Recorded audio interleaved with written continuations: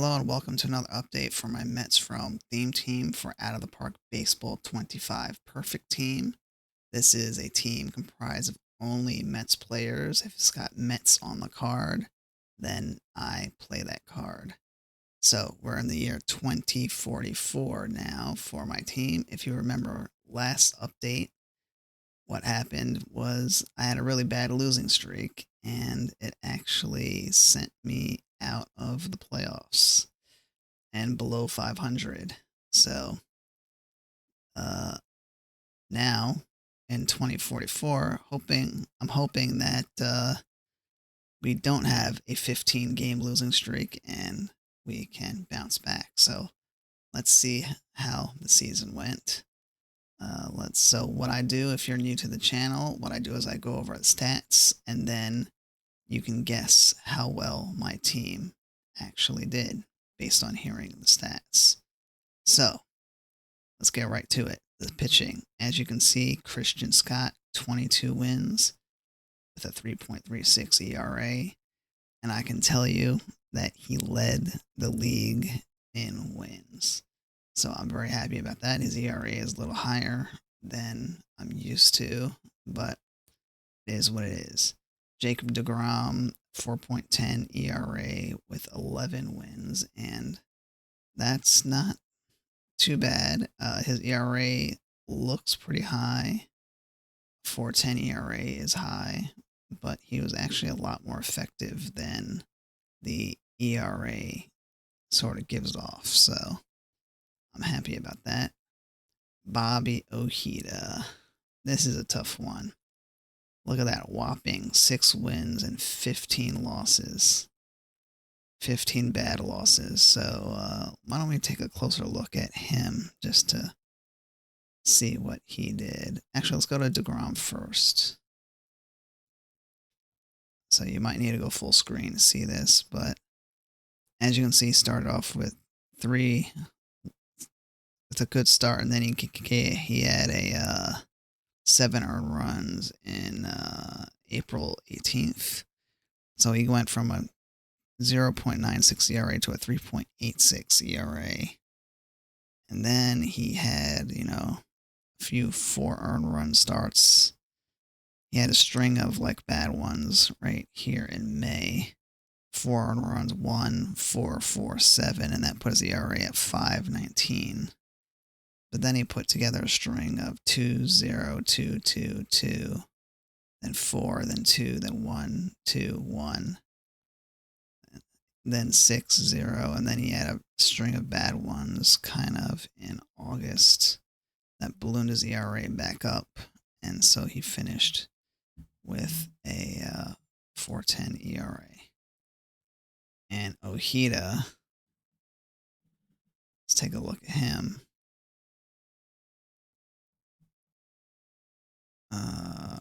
Pitching. He started off bad, giving up a lot of runs. 5 earned runs, 5 earned runs, 3 earned runs, 5 earned runs, 4 earned runs, 3, 3, 3, 3. Then his ERA, so his ERA didn't get down to 4, under 5, I should say, until June. Then he had a string of good ones, and then just a lot of inconsistency out of him. I was kind of disappointed in his card, but he did okay in the middle here, where he was like a middle of the road starter, giving up 3 earned runs and 2 earned runs, but he did have a lot of losses, as you can see right here. So a lot of losses, not particularly reliable on the wins losses. So he was a pretty shaky starter, but not I don't know if he was the worst starter though. I'll get into that in a second. Noah Syndergaard, a 4.45 ERA, 12 wins and 13 losses, kind of high, I should say. 4.32 ERA his last season.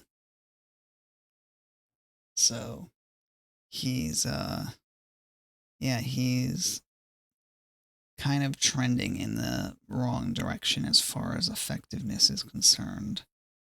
But he still has those like flashes of brilliance, and I will maybe I'll show you his stats as well real quick. So in this bronze league, he does have, he started off giving up 6 earned runs, and then it was 1-3-0-1, then 5, then 3-1, then 5-5, and then he kind of put together a pretty good run in May, at the end of May, going 2 earned runs, 3, then 1-1, 3. 4 is only a really horrible one. Then 1-1, then 5 was a bad one, 3-3, 2-0-2, then 0, then 2, and then he had a bad patch where he gave up 6, 7, 2, then 5 at the end of August. So not particularly great for Syndergaard at the end of the season, but he was a little bit better than his ERA suggested. So not completely horrible. Now Ron Darling, you'll see he's got 5 starts and 1 win, 2 losses with a 2.51 ERA. That's because I had to jettison Frank Viola. Here he is.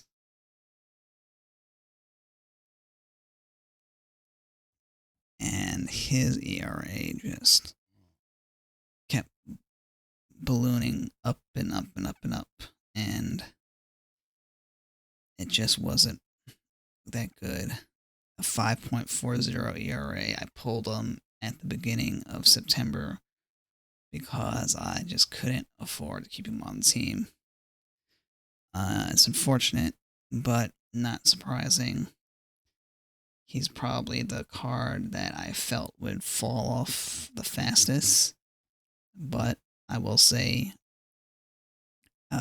if you've watched my previous season recaps, that his card has actually been pretty surprisingly good these past, I would say, like maybe not last season, but the ones before that, he was rather effective. So, but I was sort of surprised, and I was expecting a drop off. So this was not a hard decision to make, and we'll see if I'll have to consider starting him or not next season, and we'll get to that later on in this recap. So let's go to the pen. The pen was actually pretty good this time around. Tug McGraw, 1.99 ERA, 34 saves. Can't complain. And Roger McDowell.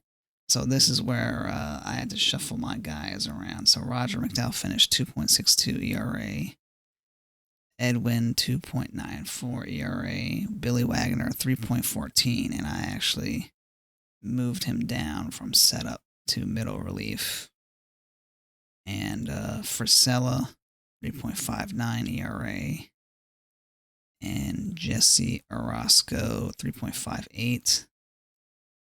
So I had to move. I moved at one point. I had Wagner and Orozco in my setup, but I actually had to move them down, and put my strong setup people up top.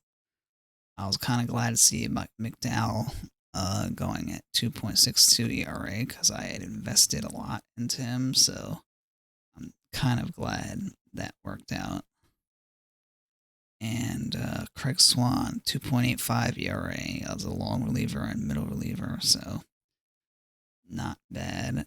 Bartolo Colon, 5.08 ERA. He's my long reliever.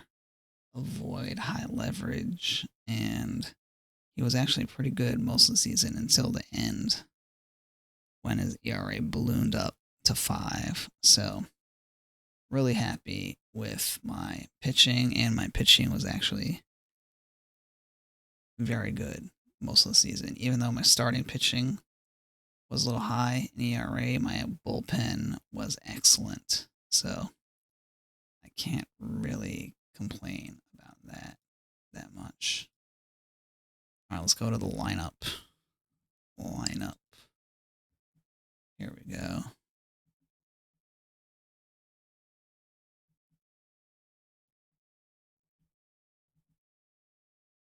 So you'll notice a new addition to the lineup.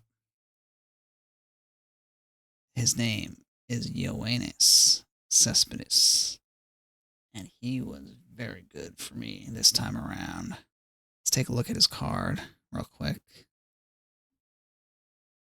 Right here. Pretty nice, huh? Pretty nice.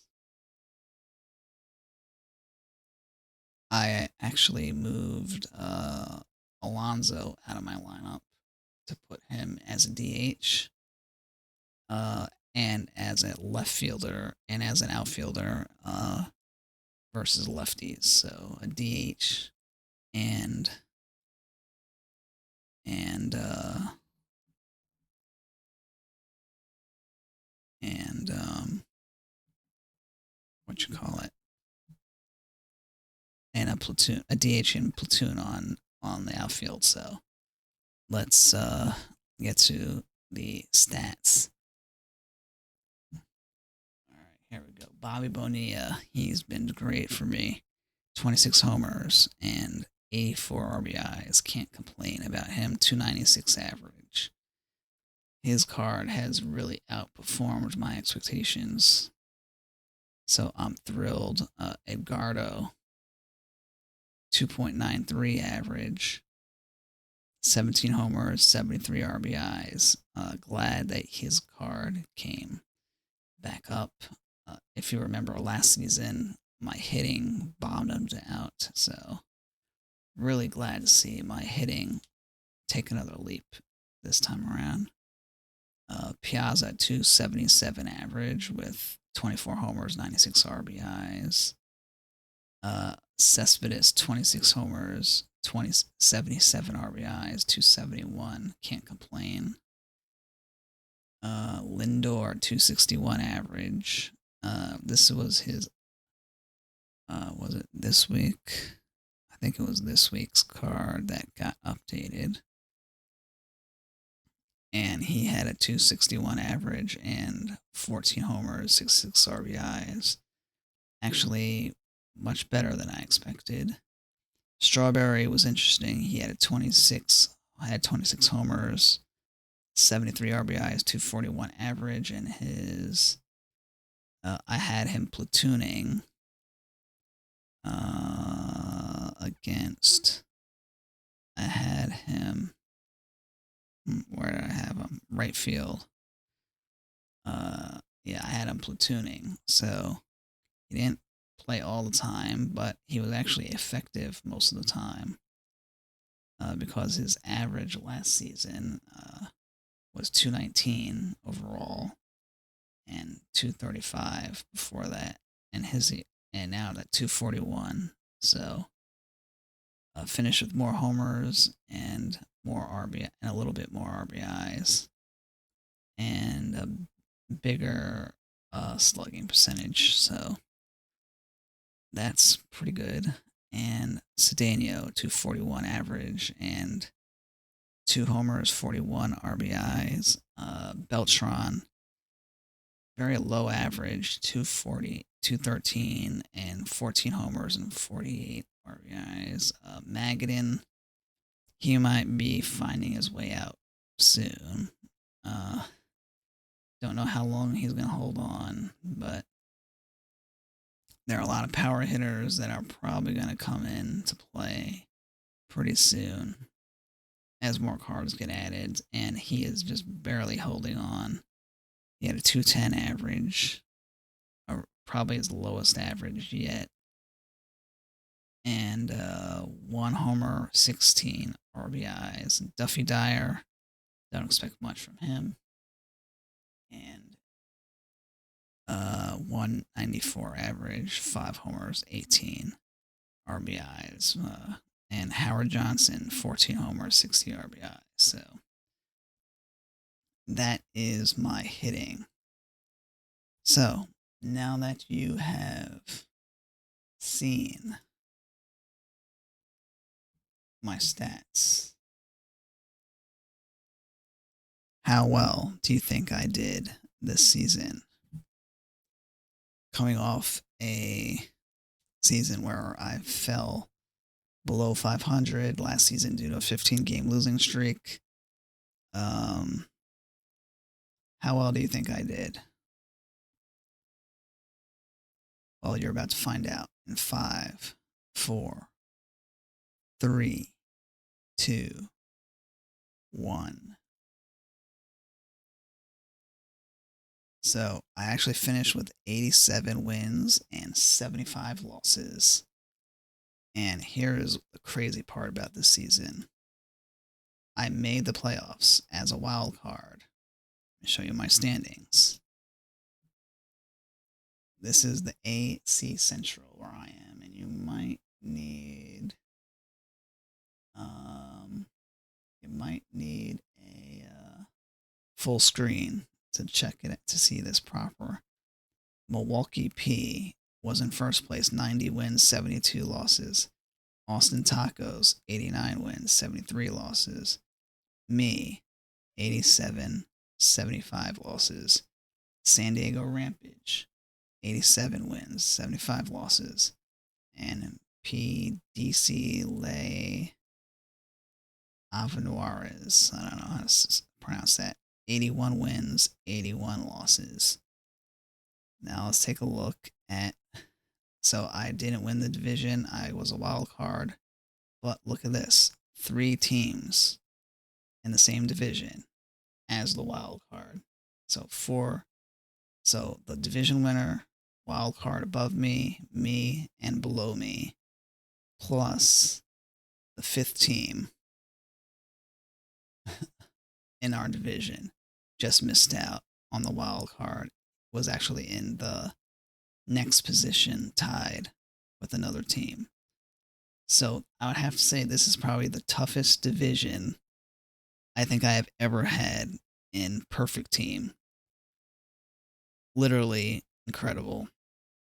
And the fact that, the totals are low if you're not looking at it in context. 90 wins, 89, 87, 87, and then 81 and 81. But when you weigh it that, we're playing against each other and then we're beating up on the other teams on the other side, that is quite incredible. So, very, very impressive and unique. Now, I'm sure you're wondering, how well did I do? Well, if you saw the first screen, you probably know the answer. But I won the Wild Card Series 2-zip. I won the Division Series 3-zip. And then I didn't win the League's Championship Series. I lost 4-2 to our division winner called the Milwaukee P. Interesting name. And they went on to the World Series and lost in 7. But that means that we advance to the Silver League. So let's take a look where we are. We are here and we're moving on up. Moving on up to the Silver League. So we will be advancing. And right here, you can see advanced. We're advancing. So really interesting.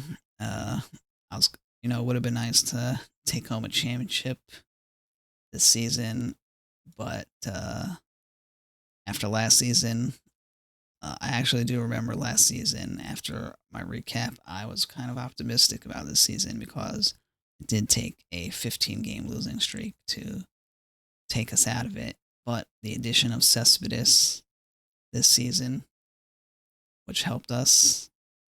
Uh, the bullpen was like amazing this season in 2044. And so, yeah, can't complain. Can't complain. So we're headed to the Silver League, and this is going to be a fun time for my team. Fun time.